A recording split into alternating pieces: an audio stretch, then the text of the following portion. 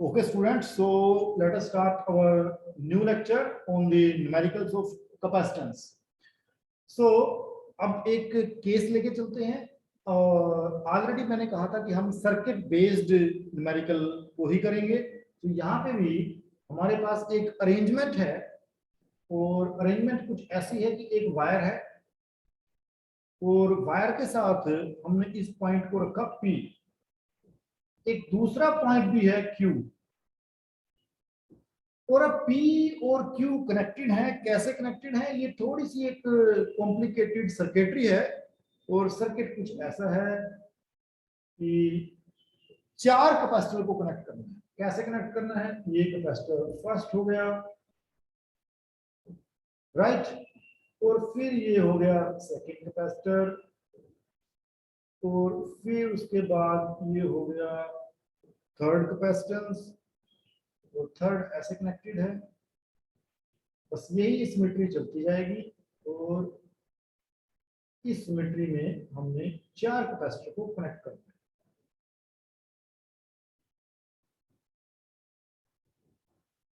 और फाइनली हम पहुंच गए पॉइंट Q तक। इसका नाम रख लिया हमने C1, ये हो गया C2, ये हो गया C3 एंड C4। तो बच्चों अब हमें पूछा गया है फाइंड इक्विवेलेंट कैपेसिटेंस, इसका टोटल कितना कैपेसिटेंस बनेगा। Find equivalent capacitance. तो सिर्फ देखने से ही पता लगा सकते हैं कि भाई ये मामला क्या है। तो करना क्या है, एक हाथ से पकड़ो P को, एक हाथ से पकड़ो Q को और इसको बिल्कुल खोल दो। तो खोलोगे तो कुछ ऐसी अरेंजमेंट हमें बन जाएगा। अगर P को स्ट्रेच करो, Q को स्ट्रेच करो, तो यहां पे मान लो P है और यहां पे मान लो Q है। तो कुछ ऐसी अरेंजमेंट बन जाएगी बच्चों, ये ऐसी अरेंजमेंट आ जाएगी। C1, C2, C3 and C4, C1, C2, C3 and C4। साफ साफ देख सकते हैं कि ऑल आर इन सीरीज, ये चारों के चार सीरीज में है। और सीरीज के केस में C इक्विवेलेंट कैसे निकलता है, वो निकलता है 1/C1 plus 1/C2 plus 1/C3 plus 1/C4। Series का तरीका ये है। बस अब मान लो P और Q के बीच में, ये जो P और Q के बीच में ये जो C इक्विवेलेंट बना, मतलब ऐसे बना होगा ना ये C इक्विवेलेंट, ये C इक्विवेलेंट, ये जो ऐसे हमने माना, ये जो C इक्विवेलेंट बना, इसको डॉट डॉट लगाते हैं। ये जो C इक्विवेलेंट बना मतलब ये इनका फाइनल जो बना, इसको C इक्विवेलेंट को, और वो C इक्विवेलेंट मान लिया है कितना, P और Q के अक्रॉस, वो है 1, ठीक है ना, वो है 1। मैं एक बार स्टेटमेंट को पढ़ता हूं। In the combination of 4 identical capacitors the equivalent capacitance. हाँ, अब ये भी गिवन है बच्चों कि ये 4 C1, C2, C3 ये भी आइडेंटिकल है, 4 आइडेंटिकल कैपेसिटर्स, 4 आइडेंटिकल कैपेसिटर्स। मतलब C1 is equal to C2 is equal to C3 is equal to C4 is equal to C। तो कैसे लिखूंगा फिर, 1/C equivalent is equal to 1/C plus 1/C। चारों एक जैसे कैपेसिटर हैं, सबकी वैल्यू सेम है, 1/C। और ये जो C इक्विवेलेंट है ये कितना है, 1 माइक्रोफैरड, 1 माइक्रोफैरड गिवन है, 1 माइक्रोफैरड। अब देखो बच्चों करना क्या है कि ये जो C इक्विवेलेंट है इसकी जगह लिखेंगे 1 माइक्रोफैरड, 1 माइक्रोफैरड। और ये किसके बराबर आ गया, चारों के चार एक जैसे हैं, 1/C1, तो C निकाल लिया हमने, ये है ना, 1 plus 1 plus 1 plus 1 is equal to 4/C। ठीक है, तो ये क्या आ गया, 1/1, ये तो 1 हो गया, ये तो 1 हो गया। सो 1 इज इक्वल टू 4/C। इसका मतलब क्या हो गया, C आ गया 4 माइक्रोफैरड। इसका मतलब ये हर एक कैपेसिटर C1 भी 4 माइक्रोफैरड का है, C2 भी 4 माइक्रोफैरड का है, C3 भी 4 माइक्रोफैरड का है। Every capacitor is 4 microfarad. यहाँ पे मामला क्या था, क्वेश्चन ये था कि हमें इसका इक्विवेलेंट रेजिस्टेंस गिवन है, ये नहीं निकालना था, ये गलत स्टेटमेंट लिखी मैंने। इक्विवेलेंट नहीं निकालना था, इक्विवेलेंट तो गिवन था, इक्विवेलेंट गिवन था कि इक्विवेलेंट है 1 माइक्रोफैरड। पता लगाओ कि अगर ये सीरीज में लगे हों, इनका इक्विवेलेंट अगर 1 माइक्रोफैरड बने तो बताओ ये कितने कितने माइक्रोफैरड के कैपेसिटर होंगे, ये पता लगाना था। इनका इक्विवेलेंट गिवन था, अब पता लगाना था कि ये कितने कितने माइक्रोफैरड के कैपेसिटर होंगे। सो हमने क्योंकि सीरीज में लगे हुए हैं तो सीरीज का फार्मूला लगा लिया। सी इक्विवेलेंट का पता है 1 माइक्रोफैरड है और ये आइडेंटिकल है, तो हमने सोल्व करके पता लगा लिया, सी आ गया 4 माइक्रोफैरड। हर एक कैपेसिटर 4 माइक्रोफैरड है, C1 भी 4 माइक्रोफैरड, C2 भी 4 माइक्रोफैरड, C3 भी 4 माइक्रोफैरड, राइट। सो ये 4 माइक्रोफैरड के कैपेसिटर हमारे पास था। ठीक है, करना क्या था, P और Q को स्ट्रेच किया, क्योंकि ये तो पूरी मेटेलिक वायर से जुड़े हुए हैं, तो मेटेलिक वायर से जुड़े हुए हैं, मेटेलिक वायर को ऐसे तोड़ के मोड़ के जैसे मर्जी लगाओ, या मेटेलिक वायर को सीधा ऐसे जोड़ दो, ठीक है ना भाई। जैसे तार को ऐसे है बंडल बना के रखो या उसको खोलो, तो मामला तो ऐसे ही आएगा इक्विवेलेंट। सो इजीली ये थोड़ा सा हमें जजमेंट करनी है कि मामला कैसे है, कैसे इसको सोल्व करना है, जजमेंट बेस्ड क्वेश्चन है। सर्किट कॉम्प्लिकेटेड हो पर सर्किट को सिंपल करेंगे तो सिंपल सर्किट के बाद उस सर्किट को सोल्व करना बिल्कुल इजी है, सिर्फ सर्किट को अंडरस्टैंड करना है। एक बार सर्किट अंडरस्टैंड हो गया, इक्विवेलेंट सर्किट उसका बन गया, रिड्यूस सर्किट बन गया उसका, उसके बाद क्वेश्चन करने में कोई भी इशू नहीं।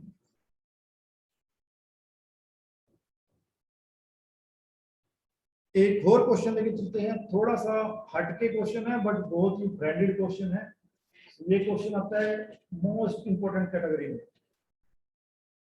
मोस्ट इंपोर्टेंट कैटेगरी है इस ये क्वेश्चन की।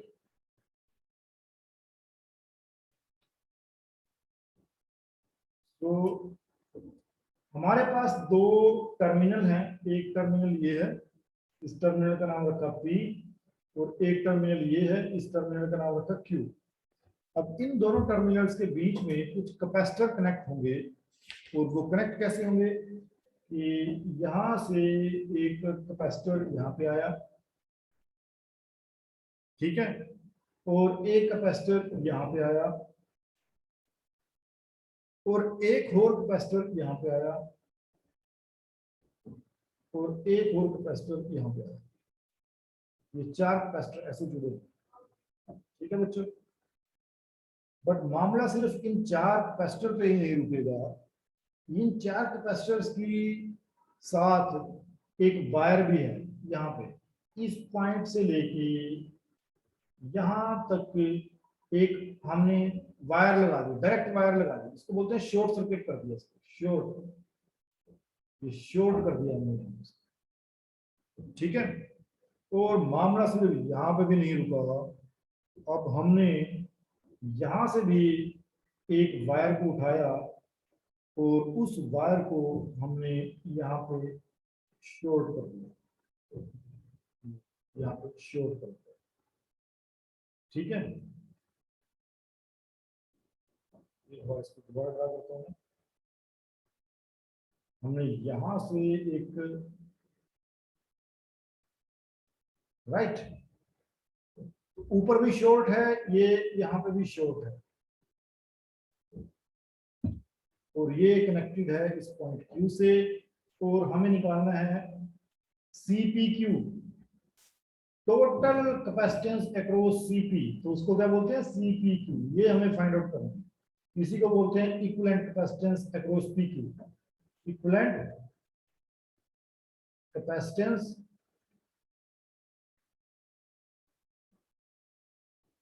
अक्रॉस PQ, ये हमें फाइंड आउट करना है बच्चों। सो हमें एक इन कैपेसिटर की वैल्यू भी गिवन है, सो ये है 2 माइक्रोफैरड, सेकंड है 3 माइक्रोफैरड, थर्ड है 5 माइक्रोफैरड, और फोर्थ है 10 माइक्रोफैराड। वैल्यूज भी हमारे पास गिवन है। तो सीपी क्यों निकालना है, मींस टोटल कैपेसिटेंस निकालना है। कैसे निकालना है ये जजमेंट करना थोड़ा सा मुश्किल है कि कौन कौन से कैपेसिटर पैरेलल में होंगे, कौन कौन से कैपेसिटर सीरीज में होंगे। थोड़ा सा मामला कॉम्प्लिकेटेड है, बट कोई ना कोई तो रास्ता होगा ही इसको सोल्व करने का। तो इसका रास्ता, वैसे तो बहुत सारे रास्ते हैं इस क्वेश्चन को करने का। मेरा जो टेक्निक है इस क्वेश्चन को करने का, मैं मान के चलूंगा कि सपोज करो ये यहाँ पॉजिटिव से कनेक्टेड है, ये जो पॉइंट है पॉजिटिव से कनेक्टेड है, तो इसका मतलब ये कैपेसिटर की प्लेट भी पॉजिटिव हो गई। ये तो वायर है, वायर में पूरा का पूरा पॉजिटिव यहाँ पे आ जाएगा, इस पॉइंट पे पूरा का पूरा पॉजिटिव। तो ये भी बन गई पॉजिटिव, और ये कैपेसिटर की प्लेट भी बन गई पॉजिटिव। और ये तुम्हें पता ही है कि ये केस तुमने स्टडी कर ही रखा है कि भाई ये अगर हमारे पास कैपेसिटर हैं और अरेंजमेंट कुछ ऐसा है, ये पॉइंट हो गया P, ये पॉइंट हो गया Q। तो अगर ये पॉजिटिव है तो इसको मतलब ये लेफ्ट वाली प्लेट्स ये तीनों पॉजिटिव हो जाएंगे, अगर ये नेगेटिव है तो ये वाली प्लेट नेगेटिव हो जाएगी। तो यहाँ पे इस अरेंजमेंट को बोलते हैं पैरेलल कॉम्बिनेशन। तो बच्चों यहाँ पे भी देखो, इसका मतलब ये वाला कैपेसिटर, क्योंकि इसकी भी लेफ्ट प्लेट पॉजिटिव और इसकी भी ये प्लेट पॉजिटिव और इसकी भी ये प्लेट पॉजिटिव, तो ये तीनों पैरेलल में हो गए।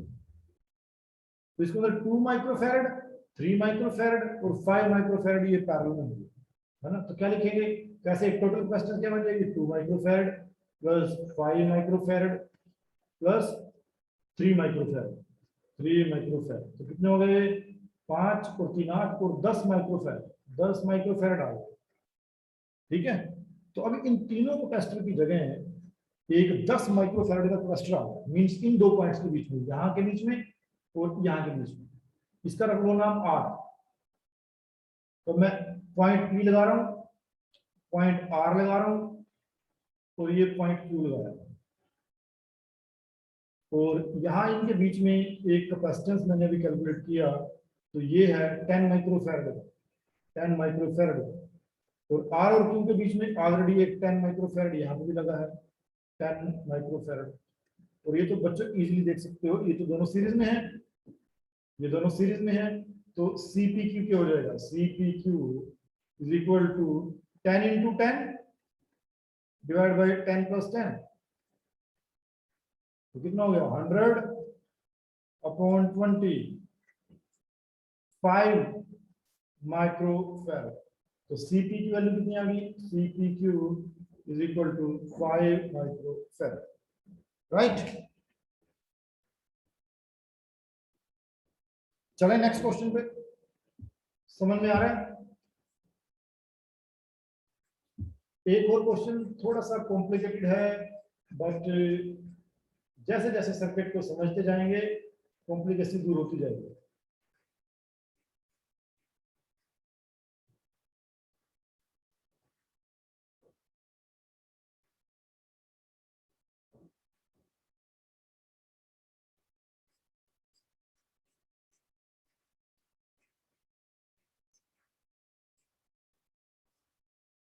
राइट,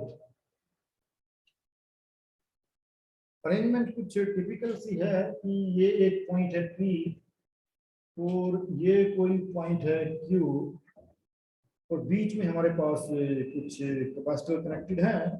और ये कैपेसिटर कुछ अरेंजमेंट ऐसे है कि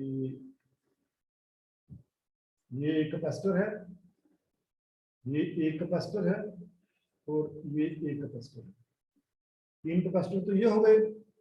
उसके बाद यहाँ से एक कैपेसिटर लिया हमने और वो कैपेसिटर हमने कनेक्ट किया ऐसे, और यहाँ पे ज्वाइन किया। ऐसे ही दूसरा कैपेसिटर हमने लिया यहाँ से और ये हमने कनेक्ट किया और उसको यहाँ पे ज्वाइन किया।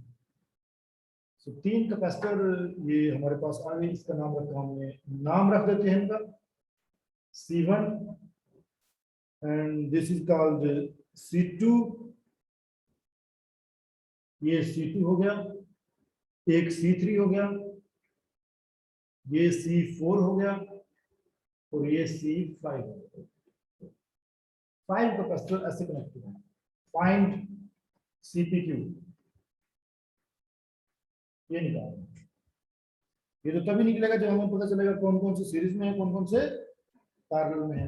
सो टेक्निक वही यूज करो। ये मान लिया प्लस है, इसका मतलब ये प्लेट भी पूरी तरह से पॉजिटिव हो गई और ये प्लेट भी पूरी तरह से पॉजिटिव हो गई, राइट। और इसका मतलब ये नेगेटिव हो गया, इसका मतलब ये नेगेटिव यहां पहुंच गया, इसका मतलब ये भी नेगेटिव हो गया, इसका मतलब ये भी नेगेटिव हो गया, राइट। तो ये तो मेरे को साफ साफ पता चल रहा है कि C1 C3 तो पैरेलल में है, क्योंकि देखो इनकी एक पॉजिटिव आ गई है। और इवन यहाँ पे भी अगर देखें, ये जो C5 है इसकी भी लेफ्ट वाली पॉजिटिव आ रही है। तो ये C1 C3 और C5 बच्चों ये पैरेलल में है। तो और पैरेलल में कैसे लिखते हैं, ठीक है, इस पॉइंट को मान लो R, इस पॉइंट को मान लो R। सो अब क्या आ गया हमारे पास, और हमारे पास ये भी गिवन है कि इनकी वैल्यू कितनी है, C1 C2 C3 C4, ये भी गिवन है। गिवन क्या क्या है, गिवन है C1 is equal to C2 is equal to C3 is equal to C4, इन चारों की वैल्यू गिवन है 4 माइक्रोफैराड, 4 माइक्रोफैराड। ये बच्चों गिवन है। C1 is equal to C2 is equal to C3 is equal to C4 is equal to 4 microfarad. और जो C5 है, C5 ये अलग से है। C5 की वैल्यू गिवन है, वो है C5 5 माइक्रोफैराड, 5 माइक्रोफैराड। तो बच्चों ठीक है ना। तो कौन कौन से पैरेलल में होंगे, C1 C3 एंड C5। तो C1 कितना है 4, C3 भी कितना है 4, और ये कितना हो गया 5, तो कितना हो गया 13 माइक्रोफैराड। तो इसका मतलब P और R के बीच में 13 माइक्रोफैराड आ गया, ठीक है। सो अब हम क्या काम करेंगे, ये P पॉइंट लगाया, ये R पॉइंट लगाया, ये Q पॉइंट लगाया, और P और R के बीच में ये आ गया 13 माइक्रोफैराड। और R और Q के बीच में तो दिख ही रहा है यहाँ पे, ये C2 लगा हुआ है, ये C2 कनेक्टेड है, C2। और यहाँ पे एक और मामला है कि एक और कैपेसिटर लगा हुआ है C4, C4 है ना। तो ऐसे ये क्वेश्चन सोल्व नहीं हो पाएगा। क्यों नहीं हो पाएगा, जैसे मैंने अभी किया है, ऐसे ही क्वेश्चन सोल्व नहीं हो पाएगा। क्या इसमें इश्यू आएगा, एक चीज का और ध्यान रखना, जब भी कैपेसिटेंस में 5 हो जाए, ये देखो 5 हो गए ना, C1 C2 C3 C4, तो उसमें जैसे मैंने ये भी कोशिश की इसको करने के लिए कि पैरेलल का पता लगा लो। अब ये तीनों तो मैंने पैरेलल में पता लगा लिए, पैरेलल में इनका ये भी मैंने निकाल लिया। बट बच्चों यहाँ पे गड़बड़ क्या हो गई, अगर ये पॉजिटिव है तो इसका मतलब पॉजिटिव यहाँ पे भी तो आया होगा, और इसके थ्रू फिर ये भी तो पॉजिटिव बनी होगी, तो इसको मतलब ये भी पैरेलल में हो गया, फिर ये भी पैरेलल में हो गया। फिर तो पैरेलल के अंदर फिर हम क्या करते हैं, अब ये 4 और जोड़ दो फिर यहाँ पे, ठीक है, 4 और जोड़ दो, तो 13 और 4 कितने हो गए 17, तो 17 हो गया, 17 है ना। और जो 17 माइक्रोफैराड बना वो C2 के साथ फिर सीरीज में आएगा, है ना। ऐसे नहीं हुआ है क्वेश्चन, बट इसको मैं अभी बता रहा हूँ तुम्हें। तो कैसे करेंगे, 17 × 4 और 17 + 4 है ना, तो कितने हो गए 68/21। ये कटेगा, नहीं कटेगा ना, नहीं कटेगा। तो इस टेक्निक से ये क्वेश्चन सोल्व नहीं हो सकता, ठीक है। 5 रेजिस्टेंस, 5 कैपेसिटेंस या 5 रेजिस्टेंस नेक्स्ट चैप्टर में हम करेंगे। तो इस टेक्निक से क्वेश्चन नहीं हो सकता। तो इसको करने की अब मैं शॉर्टकट टेक्निक बता रहा हूँ कि इसको एक्चुअल में करते कैसे, ठीक है। सो इसको करना कैसे है, पहले इसको गलत इसलिए किया गया कि एक्चुअल में मेथड तो वही है कि चार्ज को रख के चलते हैं, बट वो तब काम आता है जब यहाँ पे हमारा वो शॉर्ट वायर वाला गेम है, शॉर्ट वायर वाली। बट अगर ऐसे यहाँ पे भी कैपेसिटर लगे हैं, यहाँ पे भी कैपेसिटर लगे, तब वो मामला, वो जो चार्जेस वाला मामला था कि यहाँ पे पॉजिटिव रख के देखो, उससे बात नहीं बनेगी। ठीक है, तो अब इसको करने का तरीका क्या है, ये पॉइंट पी लिया हमने बच्चों, और ये पॉइंट क्यू लिया, इस पॉइंट का नाम रख दिया आर, और इस पॉइंट का नाम रख दिया एस, एस। ठीक है, तो अब अगर हम देखें कि मामला कुछ ऐसे है कि यहाँ पे कहीं पी होगा, यहाँ पे कहीं पॉइंट पी होगा बच्चों, ऐसे होगा ना, और यहाँ पे कहीं पे भी कोई पॉइंट लगा लो, ये क्यू होगा, ऐसे ऐसे लगा लो, है ना, यहाँ पे पी है तो यहाँ पे क्यू, और ये पी और क्यू के अंदर का मामला है सारा का सारा, पी और क्यू के अंदर का मामला है। तो कैसे करेंगे, अब देखो पी और आर आपस में कनेक्टेड है बाय C1, तो कैसे लिखूंगा, P और R आपस में कनेक्टेड है बाय C1, तो यहाँ पे एक लगाया C1,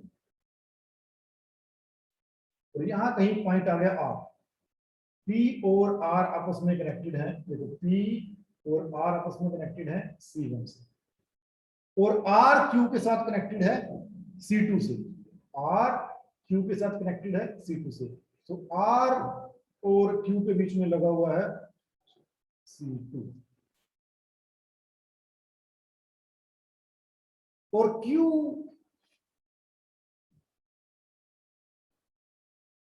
अब यहां से, अब ये भी है P और S भी कनेक्टेड है, तो यहां पे कोई पॉइंट लगा दो S, S, और P और S कनेक्टेड है, ये P और S कनेक्टेड है,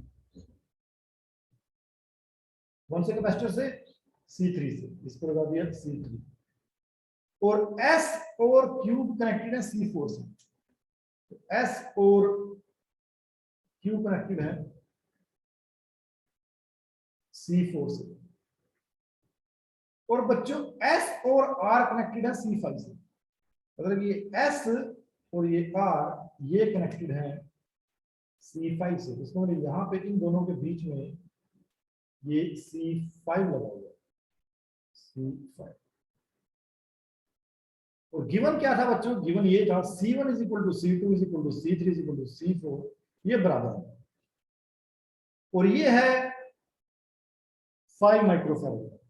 तो ये क्वेश्चन आ गया, ये बैलेंस हो गया, है ना, इसमें क्या हो गया, ये बैलेंस हो गया, तो ये बैलेंस कैसे हो गया, ये बैलेंस ब्रिज की तरह बनेगा, बैलेंस ब्रिज बन गया, जिसको बोलते हैं व्हीटस्टोन ब्रिज, ये टॉपिक पढ़ा है, व्हीटस्टोन ब्रिज, इसको व्हीटस्टोन ब्रिज बोलते हैं बच्चों, क्योंकि देखो ये भी कितना हो गया 4, ये भी कितना हो गया 4, ये भी कितना हो गया 4, ये भी कितना हो गया 4, और ये कितना है 5, ये कितना है 5, सो हम ऐसे बोल लिखते हैं कि C1 बाय C2 अगर इक्वल टू हो जाए C3 बाय C4 के, तो ये होता है बैलेंस ब्रिज, ये एक पूरा ब्रिज बन गया, है ना, ये पूरा ब्रिज बन गया, और ये बैलेंस ब्रिज हो गया, तो क्या आ गया 4/4 इज इक्वल टू 4/4, ये पूरा बैलेंस हो गया। जब ऐसा हो जाए, हमारा ब्रिज बैलेंस हो जाए, हमारा ब्रिज बैलेंस हो जाए, तो ये जो पॉइंट है और ये पॉइंट है, इन दोनों का पोटेंशियल सेम हो जाता है, तो यहाँ पे पोटेंशियल हो गया VR, यहाँ पे पोटेंशियल हो गया VS, तो VR is equal to VS।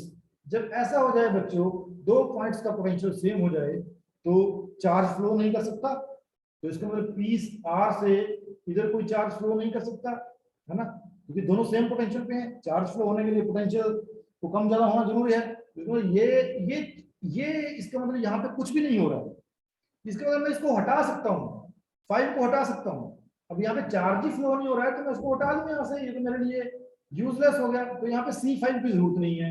अब तुम इजिली देख सकते हो बच्चों कि ये पॉइंट, ये टर्मिनल है P, ये टर्मिनल है Q, तो P और Q से ये एक नेटवर्क बनाया, तो इसका मतलब ये यहां से अगर कोई चार्ज आया या कोई करंट आया Q, तो इसमें से Q1 इधर जाएगा, Q2 इधर जाएगा, तो ये सीरीज में हो गए, ये भी सीरीज में हो गए, तो इन दोनों का सीरीज अगर निकालें तो क्या आएगा 4 × 4 डिवाइड बाई 4 + 4, तो इन दोनों का सीरीज कितना आ गया 4 × 4 डिवाइड बाई 4 + 4 16, सॉरी 8, 4 + 4 8, तो यह क्या आ गया 16/8 इज इक्वल टू 2। तो इसको मतलब यहाँ और यहाँ के बीच में एक 2 माइक्रोफैरड बना। ऐसे ही ये निकाल लो, ये भी क्या बनेगा 2 माइक्रोफैरड, क्योंकि ये भी तो 4 और 4 है, तो ये भी 2 माइक्रोफैरड बनेगा।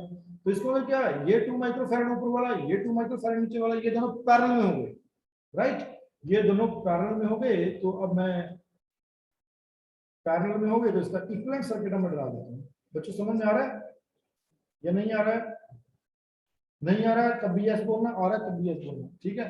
तो अब देखो ये पॉइंट था P और ये पॉइंट था Q, ऊपर भी क्या बना 2 माइक्रोफैरड, ये बना 2 माइक्रोफैरड, नीचे भी क्या बना, ये वायर से लगा दिया मैंने, ये टेढ़ी वायर लगा रहा हूँ 2 माइक्रोफैरड। अभी दोनों पैरेलल में हो गए तो कितना बन गया CPQ is equal to 4 microfarad. क्यों बच्चों बना या नहीं बना?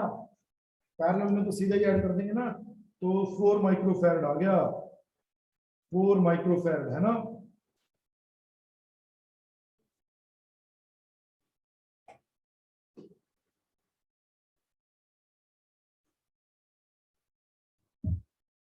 अब ये पूछा जाए कि बताओ भाई सब पे चार्ज कितना कितना होगा, अगर P और Q को किसी वोल्टेज सोर्स से जोड़ दिया जाए। अब मैं इस P और Q को किसी वोल्टेज सोर्स से कनेक्ट कर रहा हूं,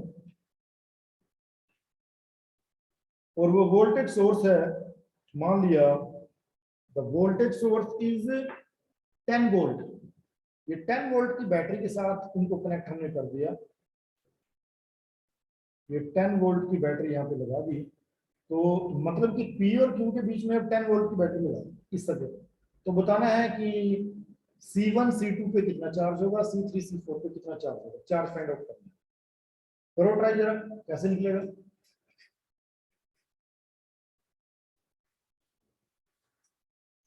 कैपेसिटेंस तो हमने निकाल लिया, अब हमें निकालना है चार्ज। मैंने बताया था method Q is equal to C into V। क्या करोगे, Q is equal to C into V, तो इसको ऐसे कर देंगे Q is equal to C into V। Q is equal to C कितना आया, टोटल C कितना आया 4 माइक्रोफैरड ना, या हम ऊपर की बात करें यहाँ पे 2 माइक्रोफैरड है कैपेसिटेंस, 2 माइक्रोफैरड, तो ये 2 हो गया, और ये V कितना है 10, क्योंकि पैरेलल में हो गया ना तीनों, ये 10 है तो ये भी यहाँ पे 10 आ जाएगा, यहाँ पे भी 10 वोल्ट आ जाएगा, ठीक है। तो कितना आ गया चार्ज, कितना आ गया 20 माइक्रोकूलम ऊपर की तरफ जा रहा है, 20 माइक्रोकूलम ऊपर वाले सर्किट में यहाँ पे ऐसे फ्लो हो रहा है, और नीचे भी कितना फ्लो होगा सेम, क्योंकि नीचे भी 2 है, तो नीचे भी कितना आएगा 20 माइक्रोकूलम। इसका मतलब P से कितना चला होगा 40 कूलम चला होगा ना, 40 माइक्रोकूलम, क्योंकि उसमें से 40 में से 20 इधर चला गया, 20 इधर चला गया।